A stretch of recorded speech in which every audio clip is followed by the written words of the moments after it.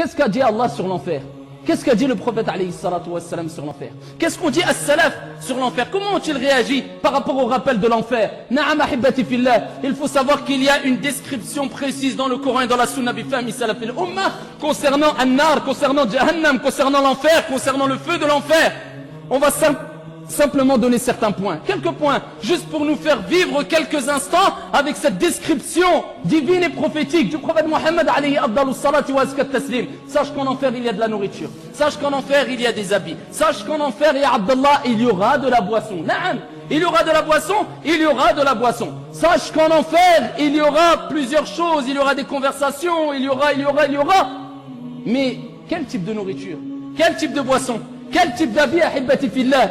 Comment vont réagir les gens en enfer? Comment vont discuter? Qu'est-ce qu'ils vont dire à leur Seigneur tabaraka wa ta'ala? Certes, en enfer, il y aura de la boisson. Et comment ne pas parler de boisson? Comment ne pas parler de boisson alors que quand une personne est touchée par la chaleur intense, il ne veut même pas manger, mais il préfère boire.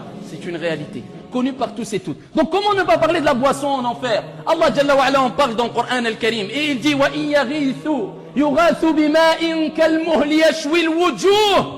Ils imploreront. Et s'ils implorent leur Seigneur tabaraka wa ta'ala de leur accorder de la boisson, certes ils auront de la boisson avec une traduction approximative, chaude comme du métal fondu qui brûlera leur visage.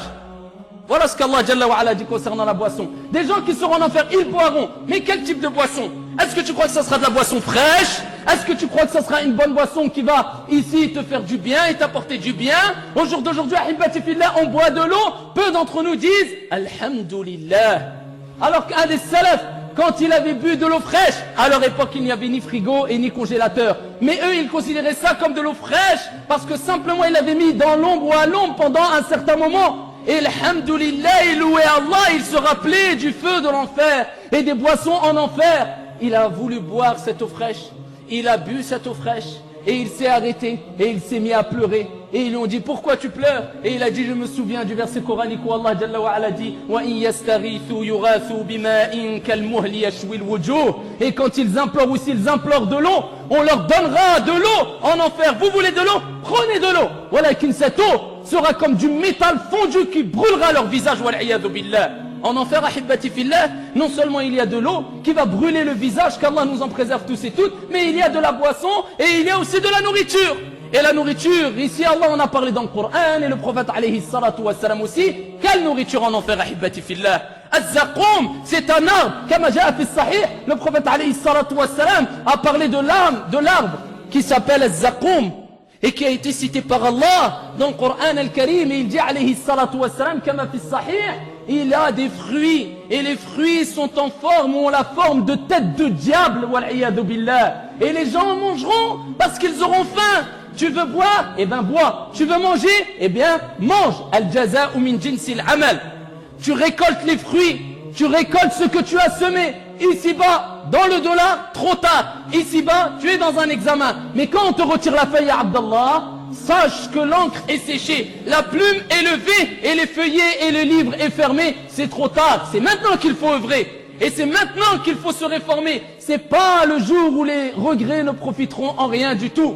Car ce jour-là, bien sûr, les regrets ne profiteront strictement en rien du tout. Ils mangeront, wal iyadu billah. Allah il dit dans le Coran, Inna shajarata az-zaqumi ta'amul athim, kalmuhli yaghli fil butun, kaghali al-hamim, khudhuhu fa'tiluhu ila sawa'il jahim. Allah il dit que les gens, ils leur nourriture aux pécheurs, aux transgresseurs, aux mauvais, ça sera quoi? Az-zaqum, cet arbre, ahibati fillah, ils en mangeront de cet arbre.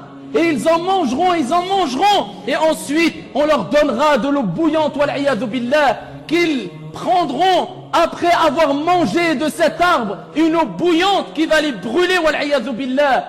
Az-zaqum, le prophète alayhi salatu wassalam a dit kama ja'a fi sahih, si une goutte, et le hadith est rapporté par At-Tirmidhi wa ghayruh, une goutte de zaqum tombée sur la surface de la terre, elle aurait altéré ou elle aurait abîmé, avec une traduction approximative, ici, toute la vie des êtres humains.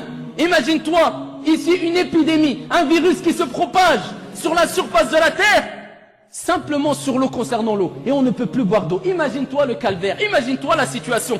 Une goutte de zaqum qui tombe sur la surface de la terre, et bah sache que le résultat sera encore pire que si un virus touchait toutes les eaux et la surface de la terre tout entière. Une goutte, eh bien les gens en mangeront et boiront par-dessus de l'eau bouillante, comme Allah a dit dans le Coran, comme boit le chameau assoiffé, wal'iyadu billah.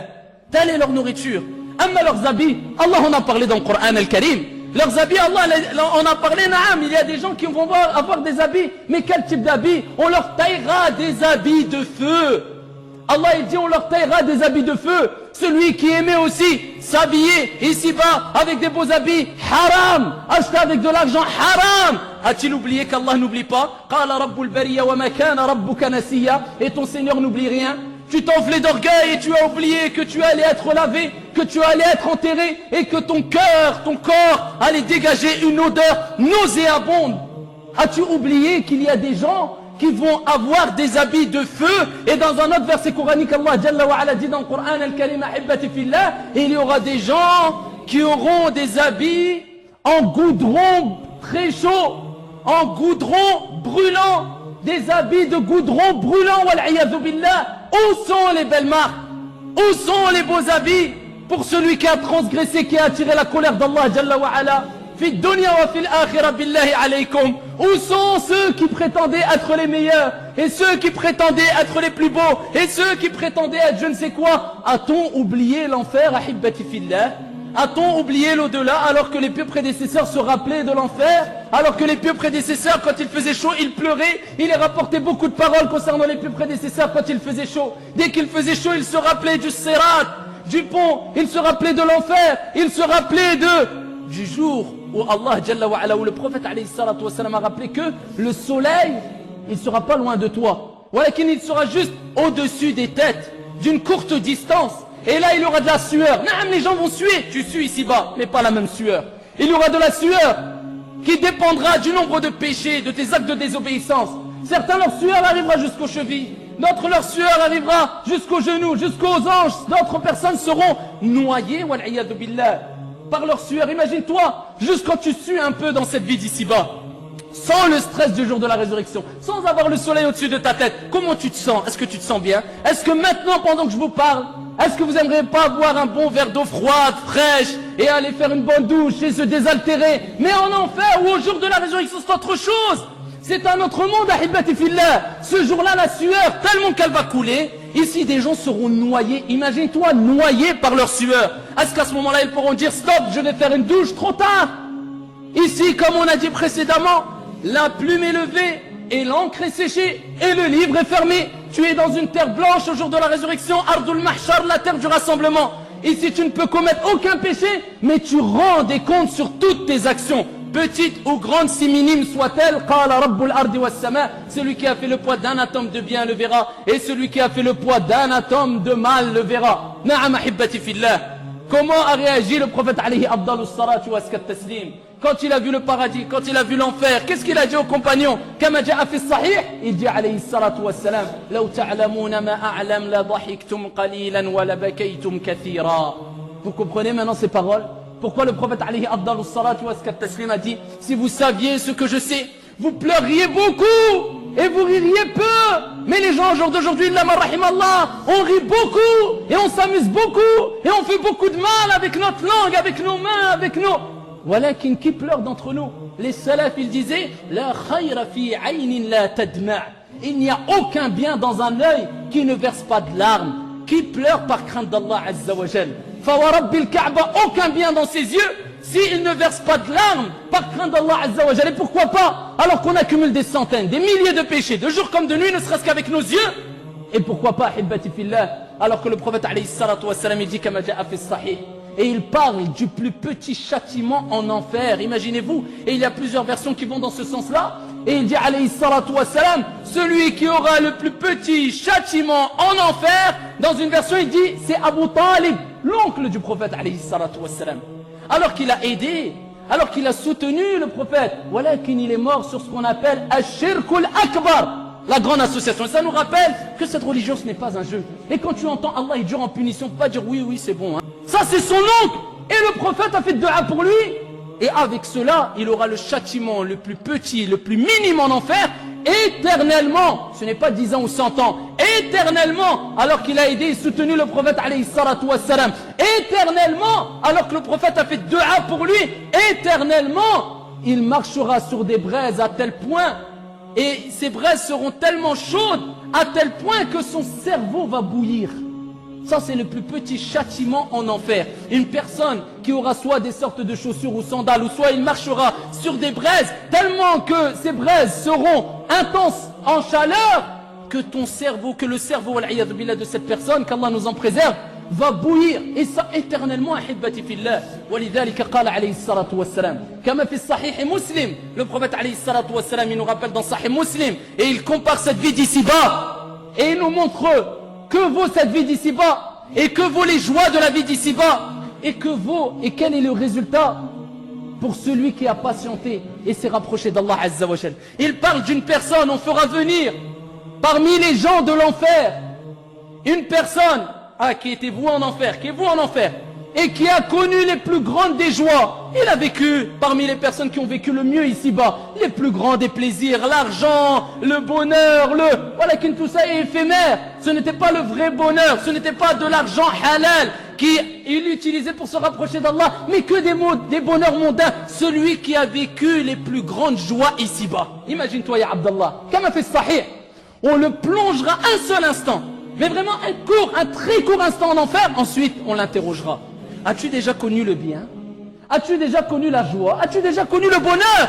Il dira, la ya Rab, non mon Seigneur, je n'ai jamais connu la joie. Un instant, un court instant, Rubbama, même pas une seconde en enfer. Et ici il dira, je n'ai jamais connu le bien. Naam, une personne, on va la plonger un court instant en enfer. Et on va lui dire, est-ce que tu as connu la joie? C'était la personne qui a connu les plus grandes joies. Je n'ai jamais connu la joie.